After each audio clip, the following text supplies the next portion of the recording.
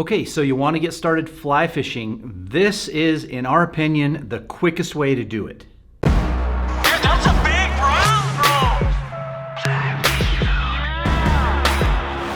Hi, I'm Curtis Fry with Fly Fish Food, and we are going to give you a super cool hack tip to get started in fly fishing without too much effort.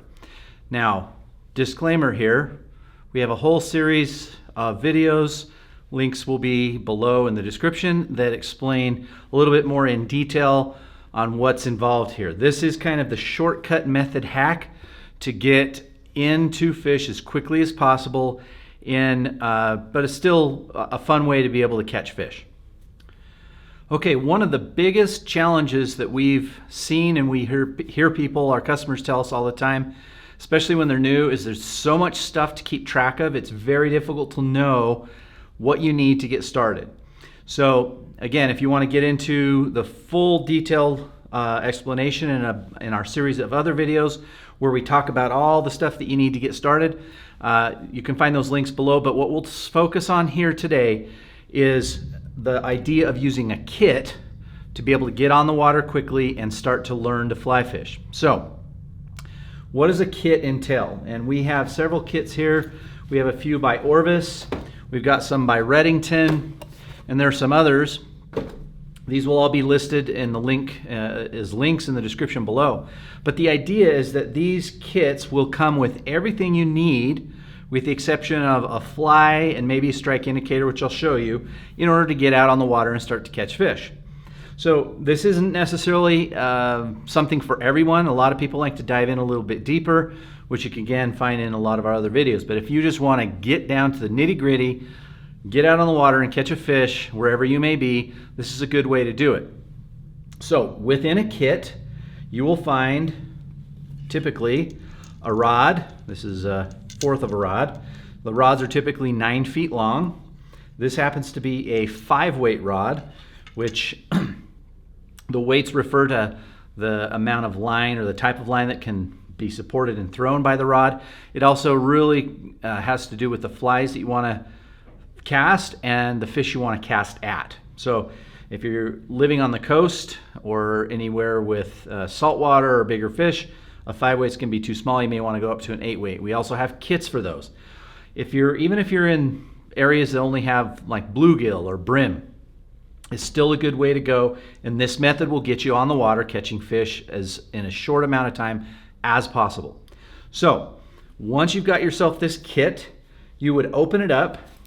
The reel, so this is a fly reel, and the fly reel has a few things on it. You'll notice that in the very inner center of the reel, we have some backing. It's this orange stuff. It's a Dacron material, and it's used mostly as filler as well as extra length. If you have a fish that runs and your fly line, which may be 100 feet long, is not long enough to corral that fish. So the backing gives you a little bit of safety length to the system. And then beyond that, you have a fly line. These typically are floating.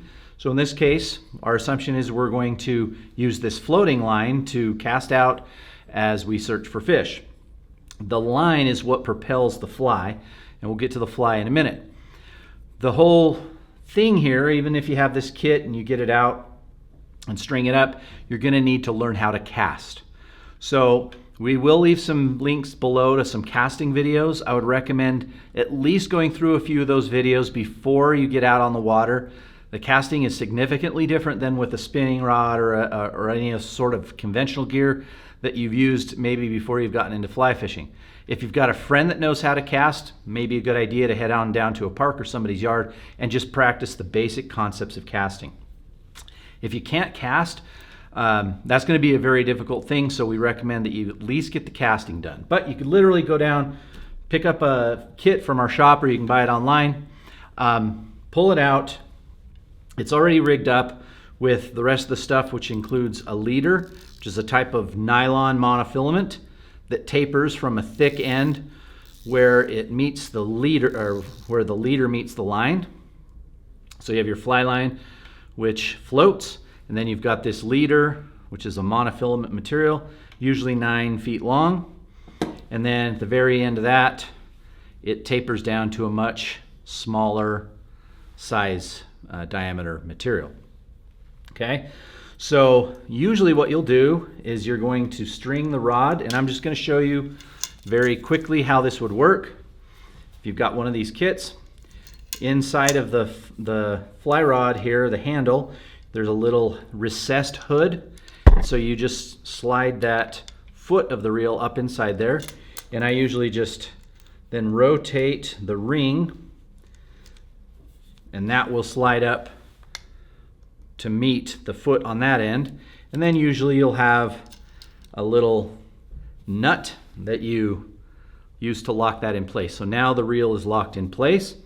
Obviously this is a quarter of a rod, so you'll have all your rods. And what I like to do is I just take the joining piece of the leader to the line, and I use that to pass that up through all of the guides, up through the tip, and now you're strung up and ready to go.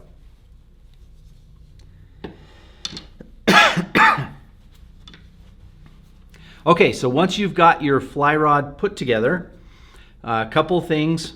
You need to have a fly or some sort of strike indicator. Very briefly, one of the concepts of fly fishing is that you're tossing flies to the fish that will indicate or that are imitative of something that they eat.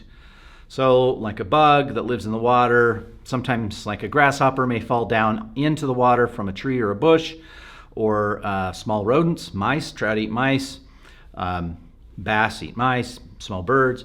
So wherever you may be, the concept is you're going to go to the body of water to fish, and you're going to imitate something that those trout may feed on. In our example here, we're going to use one of the more popular flies on the planet, which is a copper john. In this case, a copper john could imitate a bunch of different things, particularly aquatic insects. But the nice thing about a copper john or a fly like this is that you can use it on rivers, you can use it on lakes. All of your trout species, the salmonids would eat this. Also bass, bluegill, crappie, wherever you may be in the world or the country, there's likely going to be a fish within driving distance of your house that would eat a copper john. So we're going to use this in our example. So again, you're going to put your fly rod together, head out to the park, do some casting exercises. The basic concept of the cast is you're using the fly line to help propel the fly, because in a conventional setup with a spinning rod, let's say, you're going to have a lure that has a significant amount of weight, so when you cast, that lure is what pulls the rest of the monofilament, the line, out.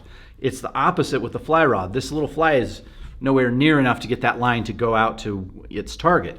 So the fly rod acts as a giant lever arm with a little bit of spring action to load energy that will then use the weight of the line to propel the fly out to the target that you have intended. All right, so in this example, what I would say, go out to the park, practice some of those casting techniques that we have listed below. I would tie on a little piece of yarn, or you could use a fly if you want, but you don't need to get too fancy because you're, again, just practicing. Once you've done that and you want to get out on the river or the lake or wherever and fish, there's one method I'm just going to recommend that you go to straight away, and that is what's called a strike indicator. The idea of a strike indicator is just to suspend this fly. Now this fly is going to sink. It's got a bead head on it, and this bead head is weighted so that the fly can get beneath the surface of the water to where the fish are feeding. In general, most fish feed most of the time underwater. So most of the flies that you're going to fish are going to be wet flies or nymphs. They will go underwater. There are some flies called dry flies that we could use just the same. In your local area, if you know of fish that are coming up and eating off of the surface, find out what those flies are. You could use our same example and same setup here and just use a dry fly instead of a nymph and a strike indicator. But in our case, because fish feed primarily on nymph subsurface, we're going to go with the nymph and we're going to go with the strike indicator. And the strike indicator does two things. Like I said, it will suspend our nymph so that it doesn't go all the way to the bottom. And it will also act as an indicator so that when the fish eats your fly, you'll see this, also known as a bobber in other areas. It will move and you know when to raise the rod and set the hook. So we're going to go ahead and I'll just tie this system on with an example of some monofilament I've got here. And the only thing you need to know in this case is a clinch knot. So all of these kits will have leaders set up all the way to the end. You can literally just tie the fly right onto the end of that. If you want to, you can use some tippet, but you don't have to. We're trying to make this as easy as possible. If you want to check out our leader and tippet video, we'll have a link in that below as well, so that you can see a little bit more about how leaders are built, how you add tippet to leaders, and different knots that you may need to know. If you're unfamiliar with a clinch knot, I would recommend clicking, again, a link below that will show you exactly how to tie the clinch knot. So in my case, I've got my clinch knot tied, and my fly is attached now to the tippet or the leader. And now I've got, obviously this end would go to the fly rod, and my nymph's right here at the end, okay? Now this is an indicator, it's called an airlock. We'll have a link below for these indicators. They're very nice because you simply screw off the cap here. You would take your fly, not line, your leader or your tippet, and there's a little notch. You put that through the notch, reattach this nut, screw it down so it's tight, and now what we have is a system wherein the indicator will sit above the water, the fly will go beneath the water, you will cast upstream at about a 45 to 60 degree angle from you. So as the water goes, you're casting upstream. The indicator and the fly hit. You want this to float with a little amount as drag. So if you see the current pulling on the indicator, you may want to give it a slight mend. Whole nother concept of mending and maintaining line, but we're getting you out on the water as quickly as possible. We're taking some shortcuts. You would let this indicator with fly float down to about another 45 to 60 degree angle beneath you, at which point you would take another cast and go back upstream, and you just rinse and repeat. At some point, as this little fly is floating down beneath your indicator, you will see that indicator make some sort of sudden move. It may slow down, it may move in a different direction. At that point, you would slow, not super slow, but not rip it out, but just raise your rod tip to set the hook. That will pull the system tight. The fish, who's hopefully eaten your fly, will be securely anchored in his mouth, at which point you reel them in and you've caught a fish. All right, and like I said, if you do live in an area near some water where you know some fish are rising, you don't need the indicator, you don't need a nymph, you would just take a dry fly, tie that right on the end, and the concept's the same. You're gonna cast upstream, or at least to where you see a fish may be rising. You wanna cast above him so that the current feeds the fly to where the fish is eating with as little amount of drag as possible. Logically, you can kind of see how to adjust your line and your fly to get that. You just want that fly to float as if it were an insect, unfettered, floating down the river naturally, ready to be eaten by a hungry trout, bass, or panfish. Anyway, that is, in a nutshell, probably about the quickest way that you can get into fly fishing. Again, get the kit, buy a couple flies, an indicator, maybe some tippet, but you're set. All of the products and everything we've talked about are linked below. Please like this video, subscribe to our channel. We throw out free information all the time, and we have an awesome website set up for beginners where you can go through all different things like Euro nymphing, getting started in stillwater fishing, getting started in fly fishing, getting started in fly tying, all free to consume. A website with pretty much everything fly fishing and fly tying that you would need. Check us out at flyfishfood.com, and we'll see you out on the water.